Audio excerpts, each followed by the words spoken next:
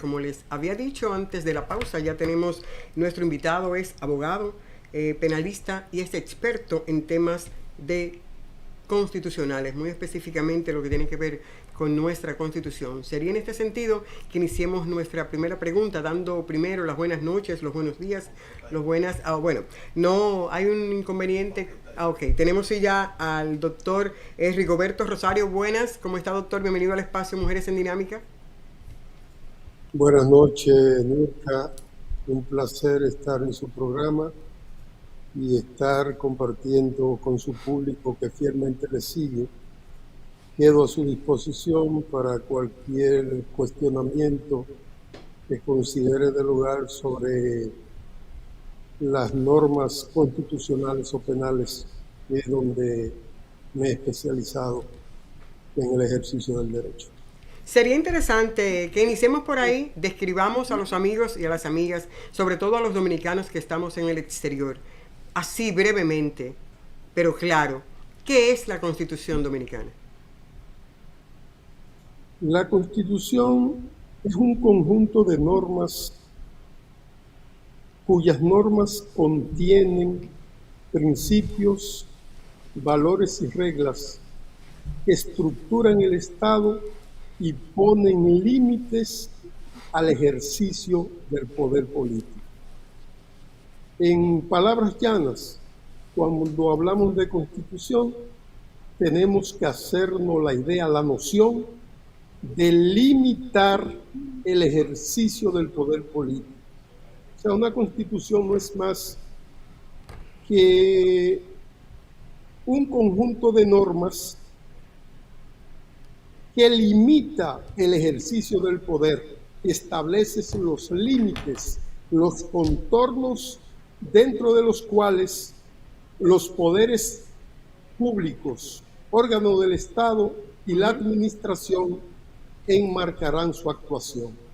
En ese sentido, en otras ocasiones, yo le he visto participar en algunos programas y usted habla de que el presidente de la República actual diario comete faltas a la Constitución Dominicana.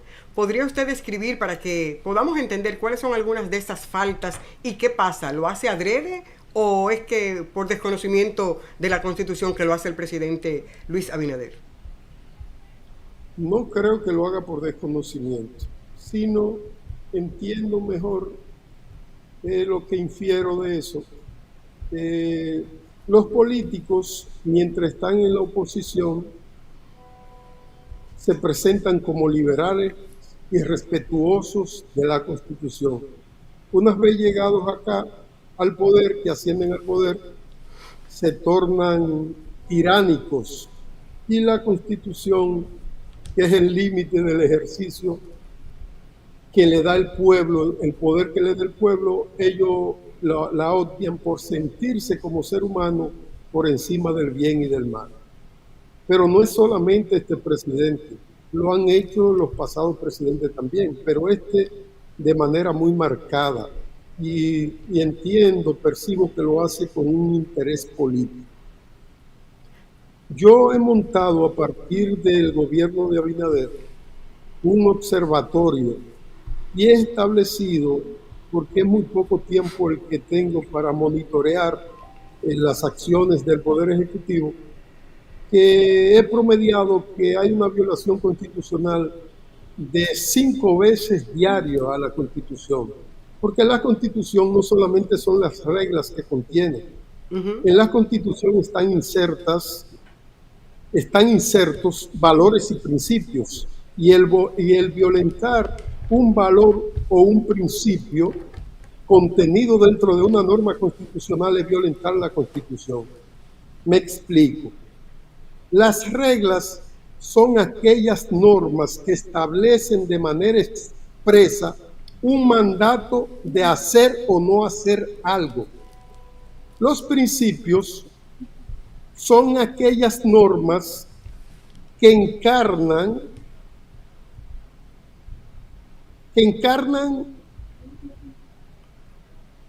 ideales que tienen que materializarse en el ejercicio de ciudadanía.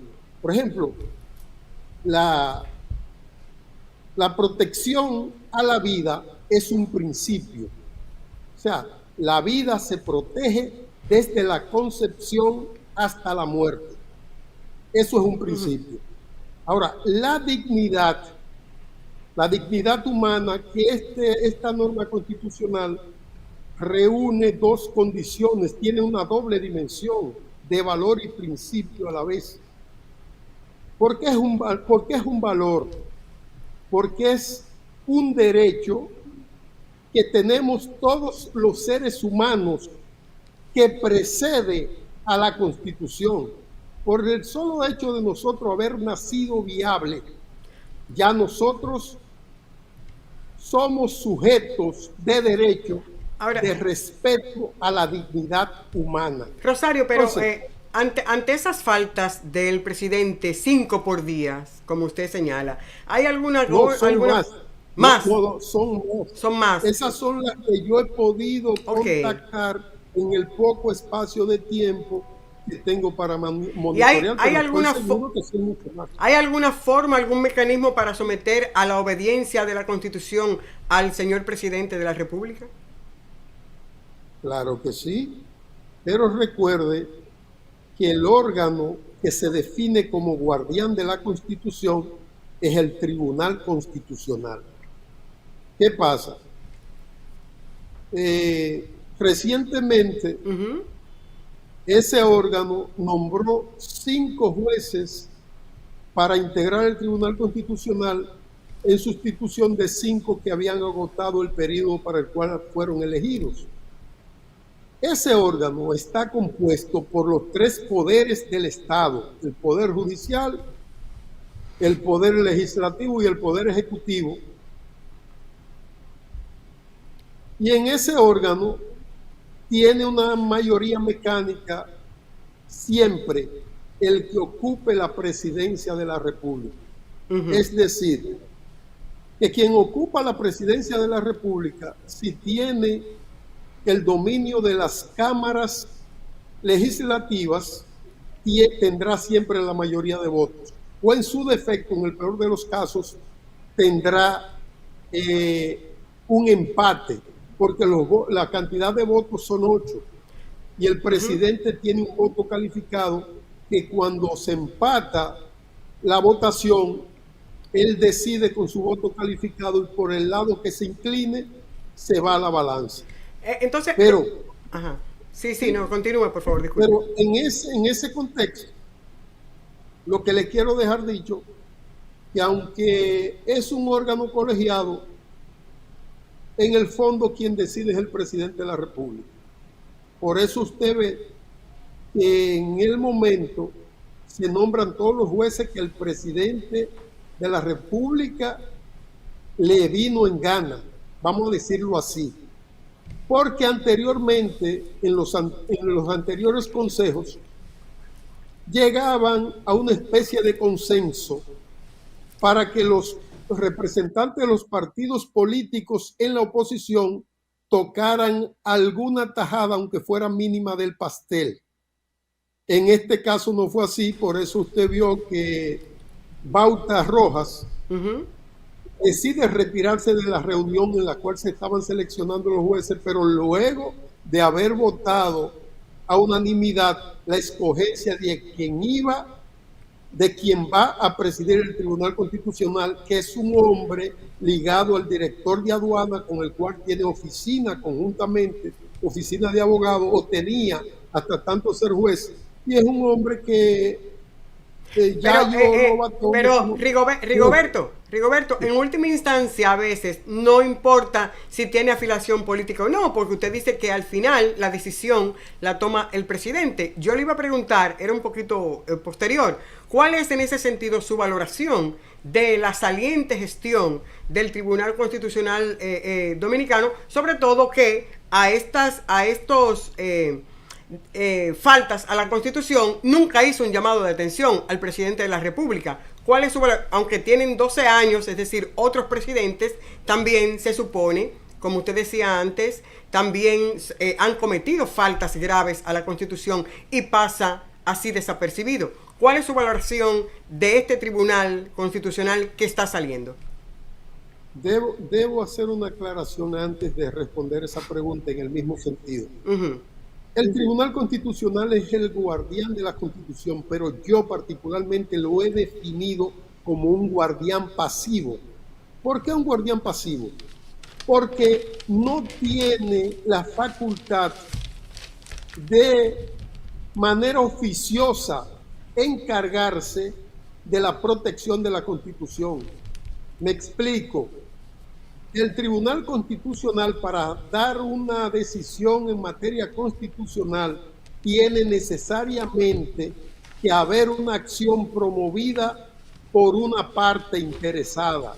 O sea, si no hay parte interesada, las violaciones a la Constitución estarán siempre y el Tribunal Constitucional no podrá hacer nada porque tiene que ser apoderado de las violaciones que se cometan.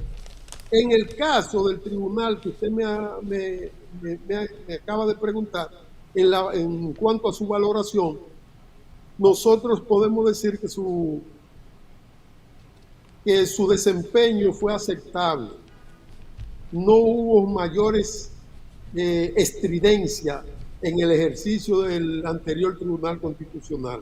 Ahora bien, el tribunal compuesto a partir del 28 de este mes de diciembre por los 5 jueces que acaba de seleccionar Abinader. Digo Abinader porque el Consejo es el presidente, no nos llamemos engaño. Van a obedecer. Entonces, hay múltiples de acciones directas en inconstitucionalidad, entre las cuales yo tengo 5 acciones que depositaré en el mes de enero. Habrá una prueba de fuego y ahí podremos desenmascarar, porque ellos tendrán que emitir una decisión en ese sentido.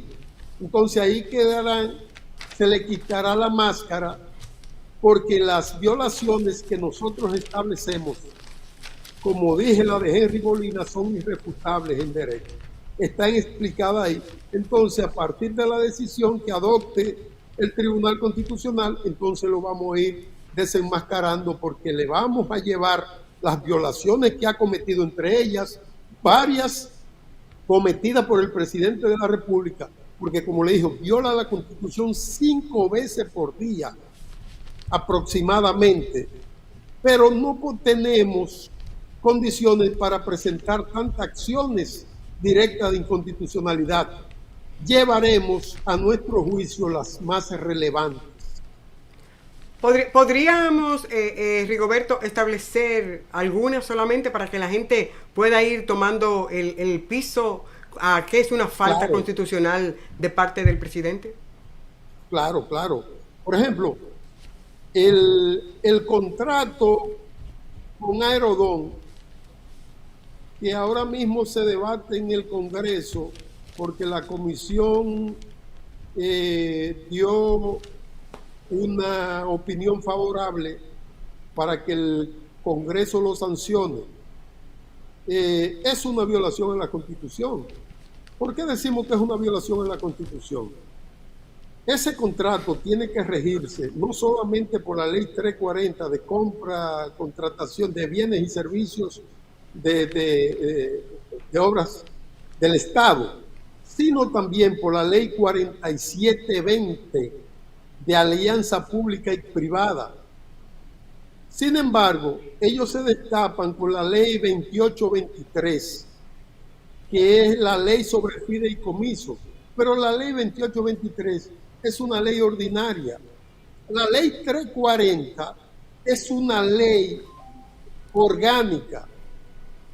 Vamos a establecer la diferencia para que el público que nos ve entienda. Las leyes ordinarias son aquellas que solamente necesitan de la mayoría simple para su aprobación, es decir, la mitad más uno de los participantes en la aprobación de la Cámara que sea, cuando hay quórum. Sin embargo, las leyes orgánicas necesitan de las 2/3 partes de los miembros de cada cámara en la aprobación. Entonces, existe lo que se llama la jerarquía normativa. Y en lógica simple, que no hay que ser abogado para entender eso, si una ley necesita de una mayoría calificada para ser aprobada, no es verdad que una ley con mayoría simple puede modificar o dejar sin efecto una ley orgánica. Es decir, en palabras técnicas, pero muy simples, entendibles, una ley ordinaria no puede derogar una ley orgánica. Entonces, por ese sencillo ejemplo, ese contrato de Aerodón está afectado de inconstitucionalidad. Pero más aún, el presidente de la República, eso yo lo puede accesar cualquiera a mi tweet, porque no es de ahora, eso está colgado del año 2020. Cuando decidió designar por decreto a la fiscal Jenny Berenice, hay una violación a la Constitución, porque eso viola la ley 133.11, ley orgánica del Ministerio Pero, Público.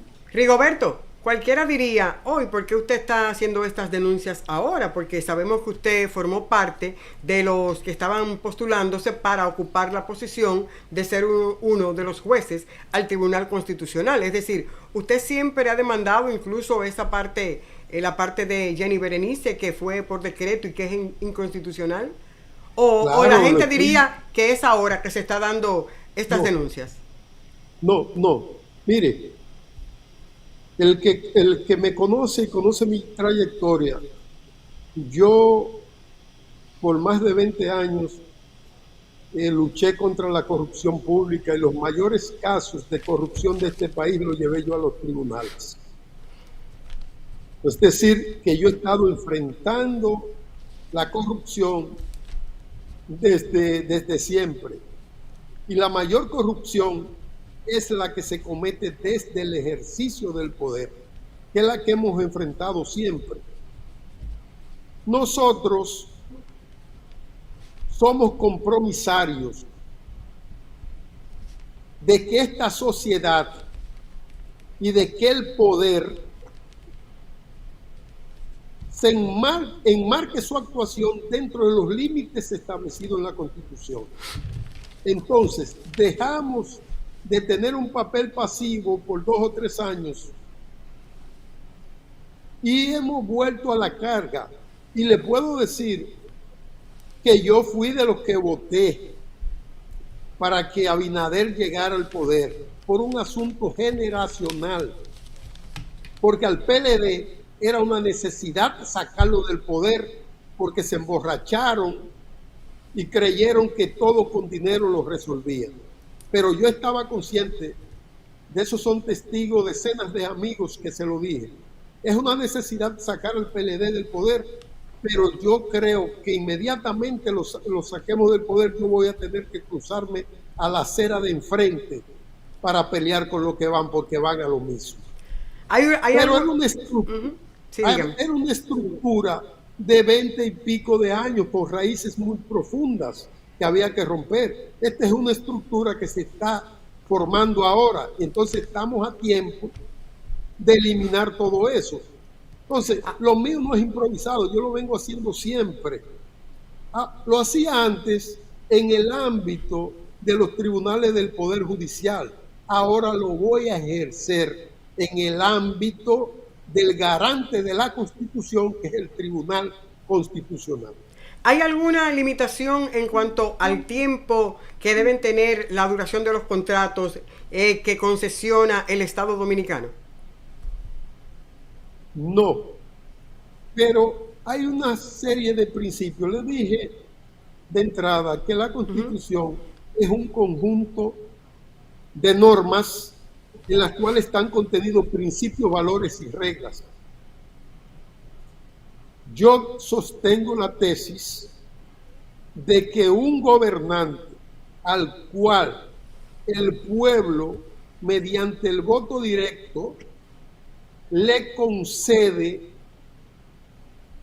la autoridad para dirigir los destinos de la nación por 4 años, no puede, bajo ninguna circunstancia, aún alegando el principio de continuidad de Estado, embargar los destinos del pueblo dominicano más allá del mandato que le ha dado el pueblo. ¿Por qué decimos esto? Porque entonces esto entra en contradicción con el principio de razonabilidad. Sería razonable eso, pero además de no ser razonable, tampoco es proporcional, porque entonces el supuesto poder soberano que radica en el pueblo y el pueblo le confiere ese poder, mediante ese poder le confiere la autoridad a una persona que sale electa como mandatario para que dirija sus destinos por 4 años, no es verdad que esa persona tenga, constitucional y legalmente hablando, la facultad para afectar por más de su periodo, eso es una tesis muy personal, los recursos públicos, como lo está haciendo. Por ejemplo, en el caso del contrato de Redón, ese contrato vence en el año 2028.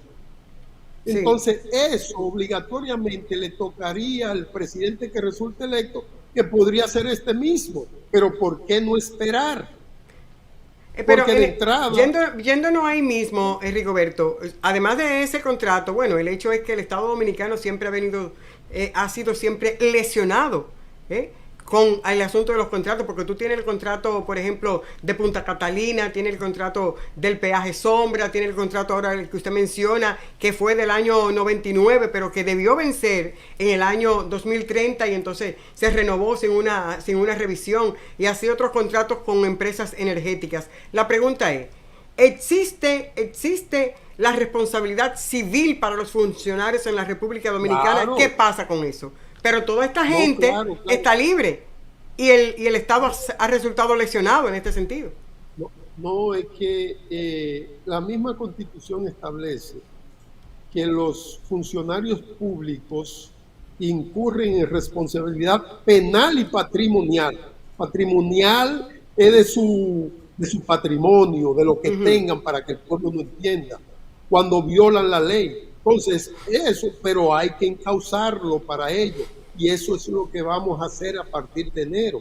No ha pasado nada porque aquí hay una complicidad social, una complicidad política, una complicidad empresarial, una complicidad de los medios de comunicación, que nosotros tenemos la firme determinación de por lo menos desenmascarar.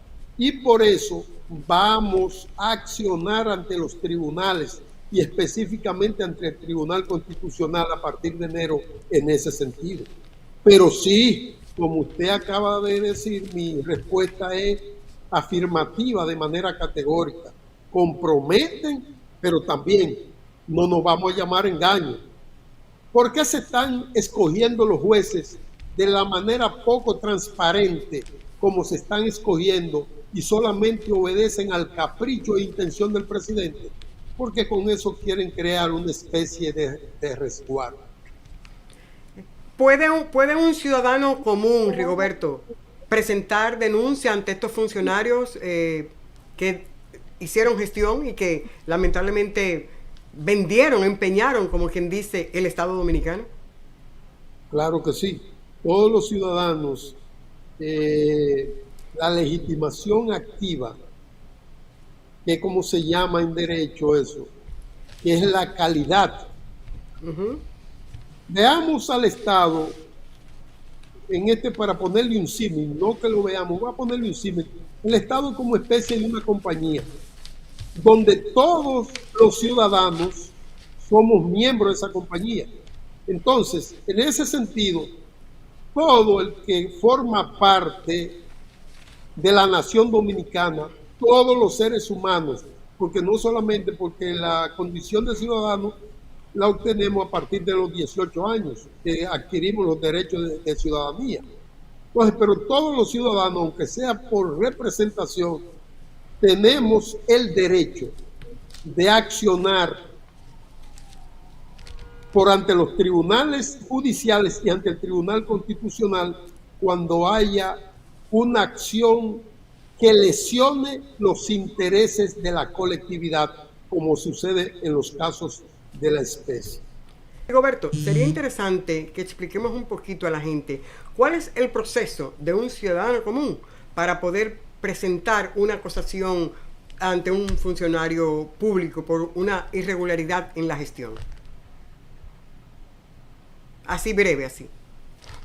No, mire, por ejemplo, en corrupción pública, que es lo que usted infiero que me pregunta, hay dos formas de accionar: mediante una denuncia ante el Ministerio Público. Aquí hay un departamento que se llama Departamento de el PEPCA, de persecución contra la corrupción. ¿Y funciona eso? No, eso es infuncional. Eso es parte del gobierno, pero le digo, esos son los órganos que es tenemos. El mecanismo.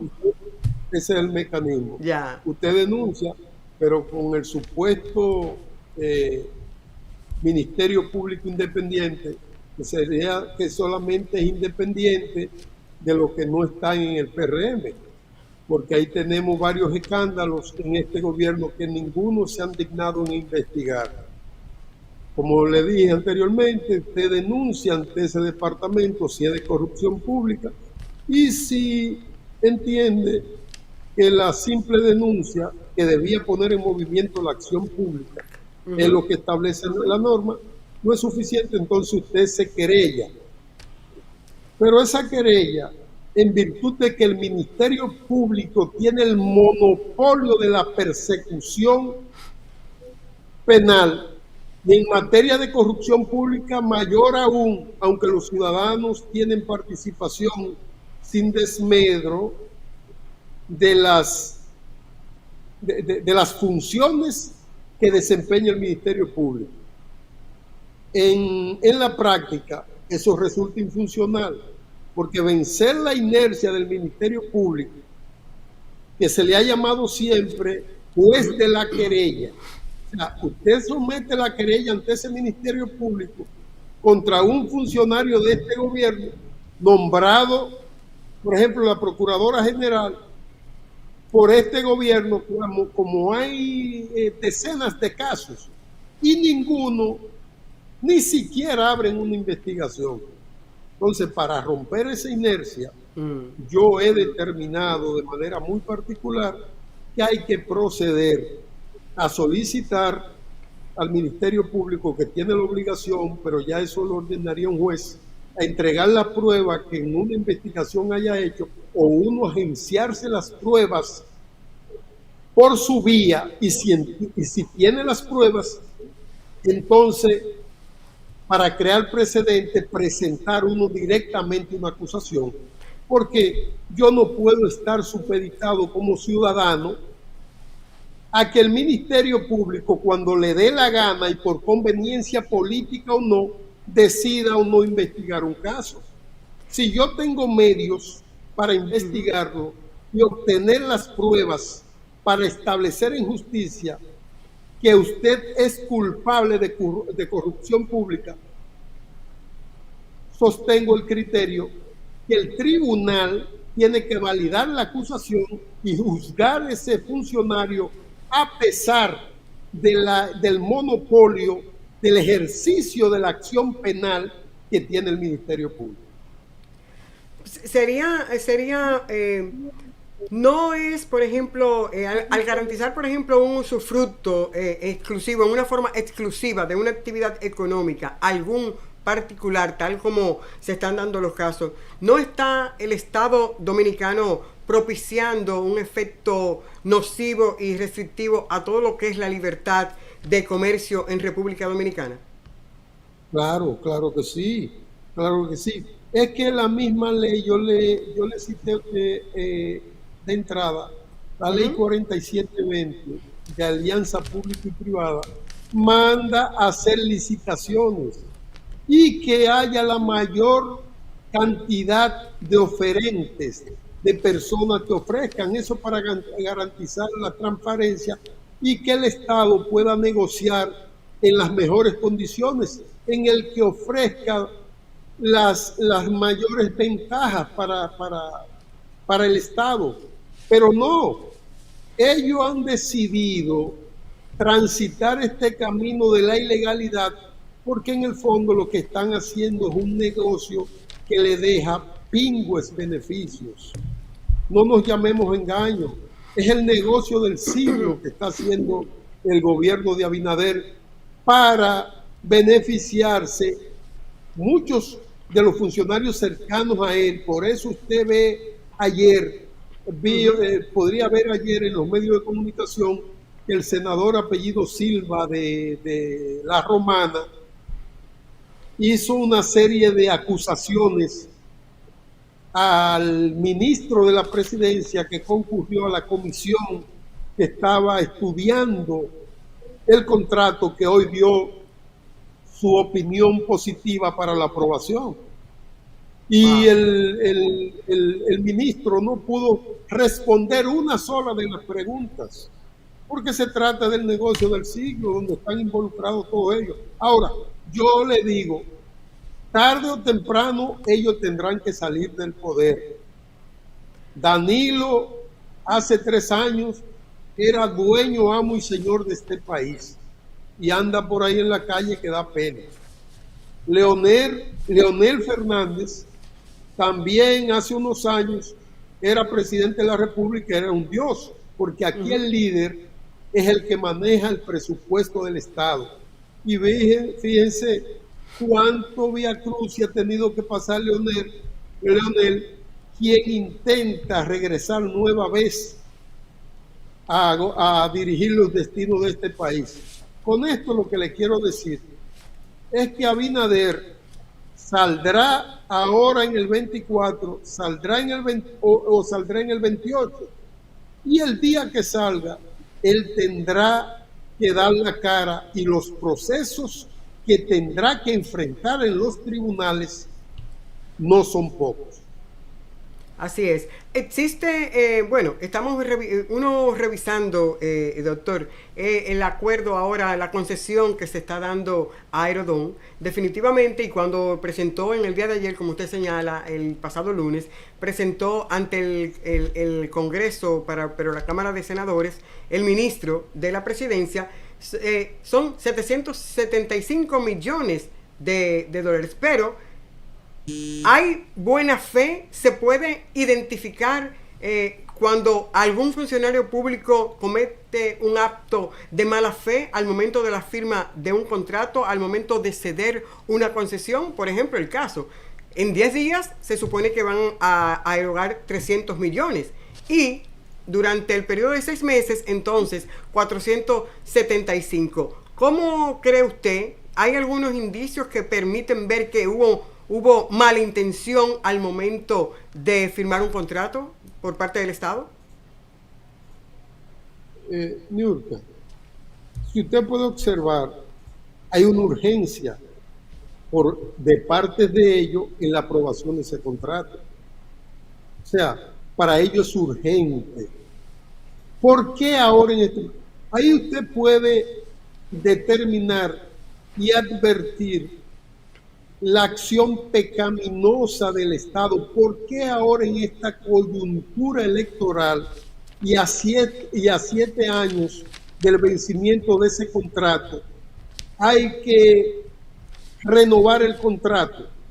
Primero, renovarlo 7 años antes de su culminación pone al Estado en una situación de desventaja. ¿Por qué de desventaja? Porque si el Estado espera que el contrato termine y lo lleva a licitación, entonces las ventajas del Estado se amplían, pero ellos ni han querido que termine ni lo llevan a licitación, y para eso se hacen aprobar un mamotreto que se llama Ley 28 2823 de fideicomisos públicos, que, como le digo, es un mamotreto jurídico que quiere llevarse de golpe y porrazo la ley orgánica 340 de compra y contrataciones. Entonces, todo eso advierte de manera razonable de que el contrato se está llevando, que además, como le dije al inicio, se está llevando contrario a lo que establece la Constitución y con la prisa que ellos están llevando, de que se está haciendo en esta coyuntura y en esta circunstancia, porque ellos no quieren que el gobierno de turno, a partir del 2024, que como podrían ser ellos, podría ser otro, sea a su término en el 2028, tenga la oportunidad de renovar este contrato, y como ellos no están seguros que podrían reelegirse, entonces quieren asegurarse mediante ese mecanismo de hacer la renovación ahora, a pesar del contrato no haber vencido. Porque es ilógico que yo quiera renovar un contrato sin el mismo haberse vencido. Y renovarlo. Y sin hacer un diagnóstico de lo cumplido, ¿verdad que no? ¿Verdad que sí? Usted decía alegando una serie de razones que solamente caben en la mente de ellos, porque las explicaciones que dan en ese sentido son vagas y aéreas, no se sostienen de manera razonable para que ninguna persona pueda entenderlo. Y legalmente se llevan de golpe y porrazo la seguridad jurídica, porque ese contrato atenta contra la seguridad jurídica, porque por no cumplir con el marco normativo establecido en la ley 340 y en la ley 4720. Existe, usted decía que no existe realmente una justicia independiente en la República Dominicana, pero le estuve escuchando no hace muchos días sobre unos juicios de valor en torno a la Procuradora General de la República, doña Miriam Germán. ¿No considera usted que esos juicios de valores que externó son un poquito destemplados, muy rígidos, muy duros?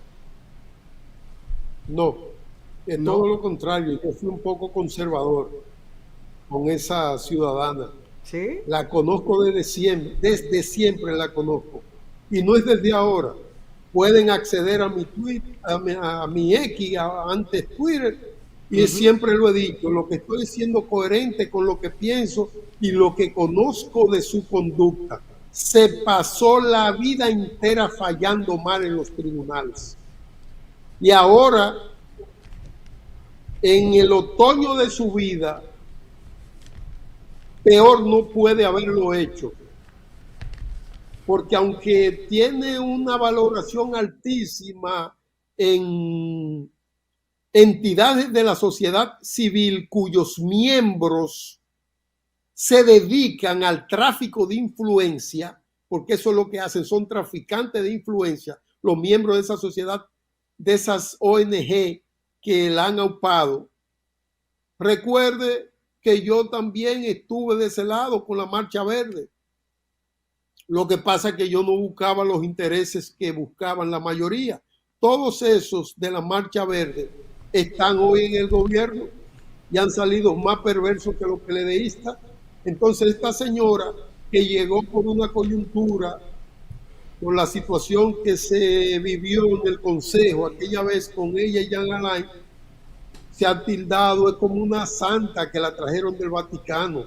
Pero yo que la conozco en el ejercicio de jueza, la conocí toda una vida, que la enfrenté en la primera sala penal, en la sala de la Corte, de la Suprema Corte de Justicia, y la he enfrentado como procuradora.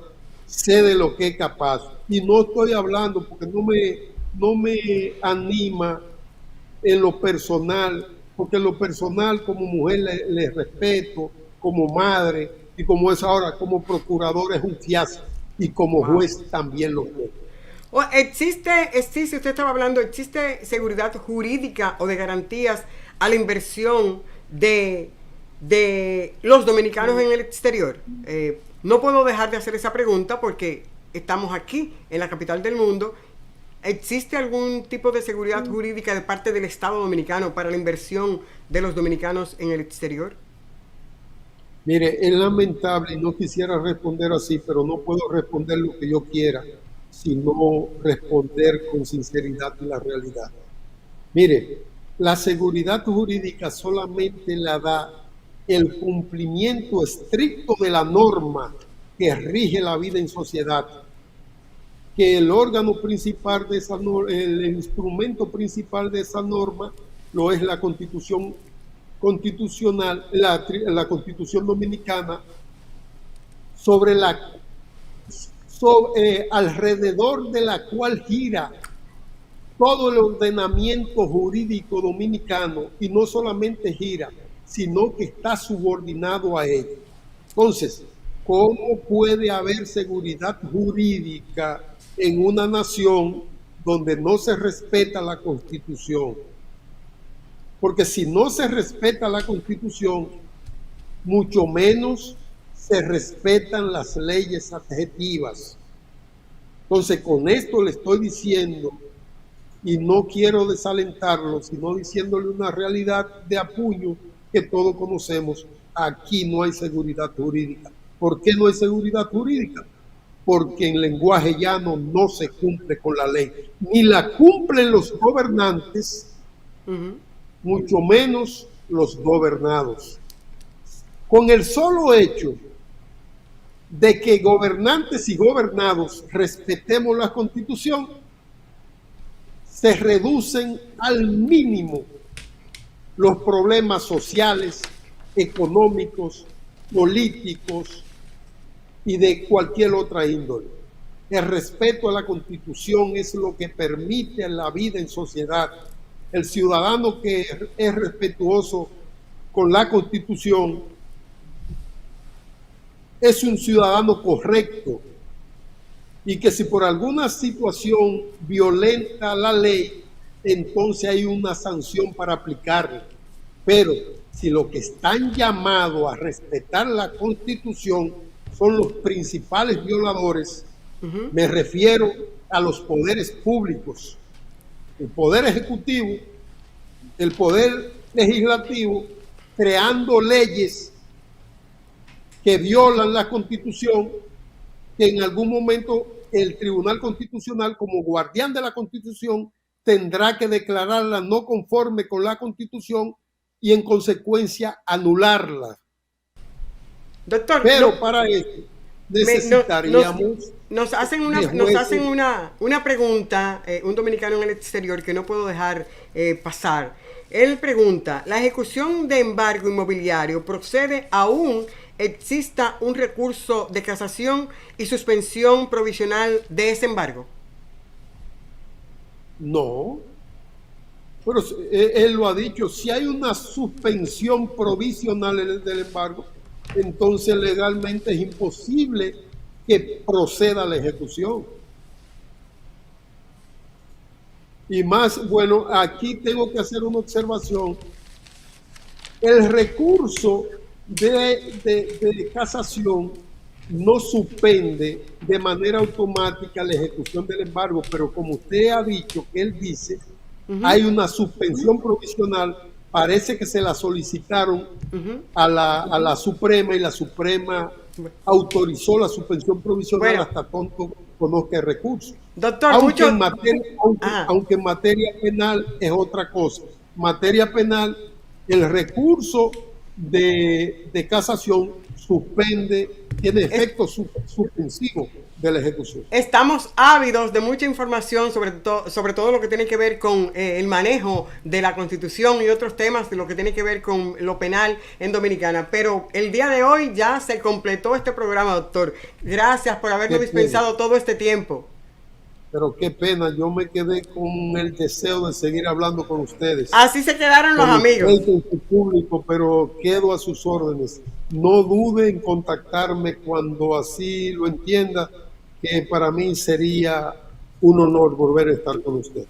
Para nosotros el privilegio, gracias al doctor Rigoberto Rosario, abogado penalista, experto en temas constitucionales. Debemos seguir abordando estos temas, sobre todo los dominicanos en el exterior, para que sepamos qué cosas debemos demandar desde aquí, que somos una parte esencial y primordial del sostenimiento de la economía en nuestro país. Ahí está dando ese arbolito, dando inicio a la Navidad, y así llegamos al final, señores, del programa del día de hoy. El compromiso para que nos acompañe la próxima semana. Bueno, ya yo creo que ya definitivamente me está diciendo Melvin que hemos llegado al final. Sin embargo, como siempre les digo, en la diversidad está la riqueza. Cuídense mucho, hasta la próxima entrega. Hasta entonces.